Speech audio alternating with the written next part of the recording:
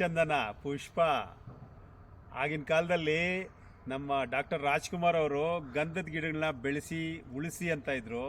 ಇವತ್ತಿನ ಕಾಲದಲ್ಲಿ ಏನು ಹೇಳ್ತಾ ಇದ್ದಾರೆ, ಕಟ್ ಮಾಡಿ ಮಾರಿ ಅಂತ ಇದ್ದಾರೆ. ಸೊ ಅವತ್ತು ಸೂಪರ್ ಹಿಟ್ ಆಯ್ತು ಗಂಧದ ಗುಡಿ, ಇವತ್ತು ಪುಷ್ಪ ಹಿಟ್ ಆಗಿದೆ. ಅದೇ ಜನರೇಷನ್ ಮೈಂಡ್ ಸೆಟ್, ಅವ್ರ ಆಟಿಟ್ಯೂಡು, ಜನಗಳ ಆಟಿಟ್ಯೂಡು ಏನು ಇದೆ ಅನ್ನೋದು ಇಲ್ಲಿ ಗೊತ್ತಾಗುತ್ತೆ.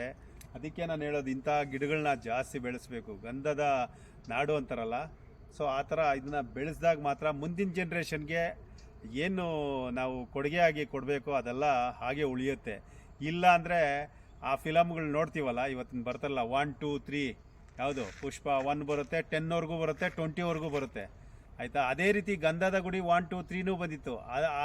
ಅದು ಸೂಪರ್ ಹಿಟ್ ಆಗಿದೆ. ಅದೇ ವ್ಯತ್ಯಾಸ. ಯಾವುದು ಬೇಕು ಜನ ಸೆಲೆಕ್ಟ್ ಮಾಡಬೇಕು. ನೇಚರ್ಗೆ ನಾವು ಮತ್ತು ಮುಂದಿನ ಜನ್ರೇಷನ್ಗೆ ಮತ್ತು ಭೂಮಿ ತಾಯಿಗೆ ಏನು ನಾವು ಕಾಣಿಕೆ ಕೊಡಬೇಕು ಅನ್ನೋದು ಇಲ್ಲಿ ಜನಗಳೇ ತೀರ್ಮಾನ ಮಾಡ್ಬೋದು. ಅದಾದಮೇಲೆ ಇಲ್ಲಿ ನೋಡ್ಬೋದು, ನೋಡಿ ಹಾಗೇ ಬೆಳೆಯುತ್ತೆ. ನಾವು ಏನೂ ಮಾಡಬೇಡ. ಇಲ್ಲಿಂದ ನಾವು ನೋಡಿ ಬೆಂಗಳೂರನ್ನ ಜಸ್ಟ್ ಒಂದು 20 ಕಿಲೋಮೀಟ್ರಲ್ಲಿ ಕೂಡ ದೂರ ಇಲ್ಲ. ಅದರಲ್ಲಿ ಯಥೇಚ್ಛವಾಗಿ ಕಾಡು, ಅಂದರೆ ಇಲ್ಲಿ ಮಂಡೂರು ಕಾಡು ಅಂತಾರಲ್ಲ, ಆ ಕಾಡು ಹತ್ರ ಇದ್ದೀವಿ ನೋಡಿ.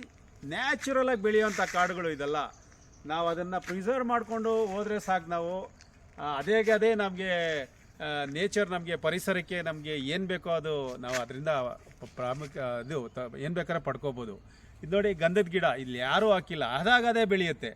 ಅದನ್ನು ನಾವು ಉಳಿಸಿ ಬೆಳೆಸಿ ನಾವು ಗಂಧದ ಗುಡಿ ಅನ್ನೋದೇನಿದೆಯೋ ಅದನ್ನು ಹಾಗೆ ಉಳಿಸ್ಕೊಳ್ಳೋಣ ಅನ್ನೋದು ನನ್ನ ಒಂದು ವಿನಂತಿ.